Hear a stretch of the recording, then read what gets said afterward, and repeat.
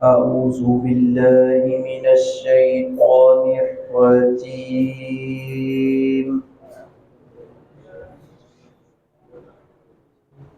بسم الله الرحمن الرحيم. وأن ألق عصاك فلما رآها تهتز كأنها جان ولا مدبرا ولم يعقب يا موسى أقبل ولا تخف إنك من الآمنين أسلك يدك في جيبك تخرج بيضاء من غير سوء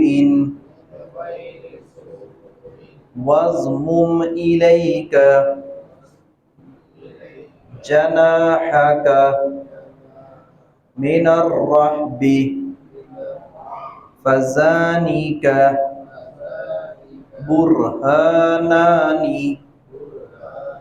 من ربك إلى فرعون وملئه إنهم كانوا قوما فاسقين. سورۃ القصص کی آیت نمبر 31 اور 32 کی ہم نے تلاوت کی ہے. اللہ رب العزت نے حضرت موسیٰ علیہ السلام کے دو معجزات کا تذکرہ کیا ہے. جب ان کو نبوت ملی تھی، نبوت سے سرفراز ہونے کے بعد اللہ رب العزت نے دو معجزات دیے. حضرت موسیٰ علیہ السلام کے ساتھ اکثر اوقات وہ اپنے ساتھ لاٹھی رکھتے تھے اور وہ بکریوں کے لیے چارہ جو ہے وہ درختوں سے پتے وغیرہ جاڑتے تھے اور سہارا تھی. اور یہ لاٹھی جو ہے اس کے کئی ایک فوائد بھی ہیں. اکثر بزرگ جو ہیں، اب تو یہ بہت کم دیکھنے میں آتا ہے، اکثر بزرگ پرانے دور میں یہ لاٹھی اپنے ساتھ رکھتے تھے. تو حضرت موسیٰ علیہ السلام کے ہاتھ میں لاٹھی تھی. اللہ رب العزت نے فرمایا کہ اسے ڈال دو زمین پہ پھینک دو. حضرت موسیٰ علیہ السلام نے پھینکی تو وہ سانپ بن گئے. موسیٰ علیہ السلام ڈر گئے اور پیچھے ہونا شروع ہو گئے، پھر مڑ کر بھی نہیں دیکھ رہا، دوڑ لگا. اللہ رب العزت نے فرمایا لا تخاف، ڈرے نہ، آپ غم نہ کھائیں، تو یہ اصلی حالت میں ہم لوٹا دیں گے. وہ لاٹھی جو اسلحہ بن چکی پھر اصلی حالت میں آ گئی. اور اللہ رب العزت نے یہ تسلی دی کہ آپ کو دوڑنے کی، بھاگنے کی اور ڈرنے کی کوئی ضرورت نہیں ہے. یہ دراصل معجزہ تھا حضرت موسیٰ علیہ السلام کو اللہ رب العزت نے دیا. اور دوسرے نمبر پر فرمایا کہ اپنا ہاتھ جو ہے وہ اپنے گریبان میں، اپنے بغل میں ڈالو تو وہ سفید اور چمکتا ہوا ہاتھ جو ہے وہ روشن ہاتھ جو ہے وہ سامنے لوگوں نے دیکھا. یہ بھی حضرت موسیٰ علیہ السلام کو اللہ رب العزت نے معجزہ دیا تھا. تو اللہ رب العزت نے بہت سارے انبیاء کرام کو معجزات بھی دیے اور دلائل اور آیات بینات بھی عطا کی.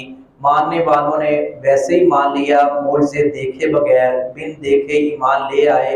جب کلام سنا اللہ رب العزت کا کلام ہے تو پھر مان لیا. اور نہ ماننے والوں نے تو نبی اکرم صلی اللہ علیہ وسلم نے کئی مواقع پر آپ نے معجزات بھی دکھائے، واضح نشانیاں بھی دے کر پھر مکر جاتے تھے، اپنی بات پر پکے نہیں رہتے تھے، وہ منحرف ہو جاتے تھے. وَأَنْ، اور یہ کہ ال کی تو ڈال دے، عصاکا اپنی لاٹھی کو، اپنی لاٹھی ڈال دے، پھینک دے. فلما، پھر جب رآہا، اس نے لاٹھی کو دیکھا، یعنی موسیٰ علیہ السلام نے جب لاٹھی کی طرف دیکھا تھا تزو، وہ حرکت کر رہی ہے. میں نے لاٹھی پھینکی، یہ کیسے حرکت کر رہی؟ کہا گویا کہ وہ جان، پتلا چھوٹا سانپ ہے.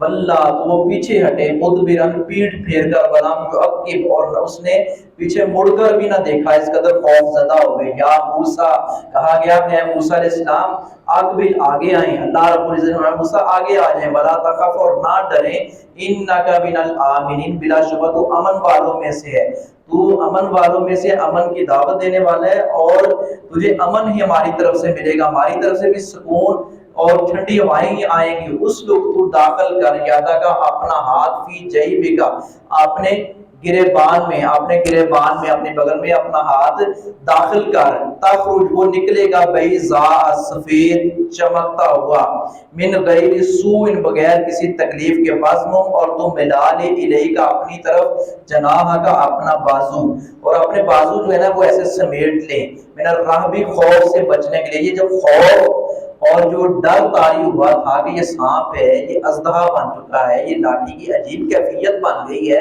और डर चुके थे, तो अल्लाह रब्बुल इज्जत ने फरमाया कि आपने बाजू जो है वो दबा लें।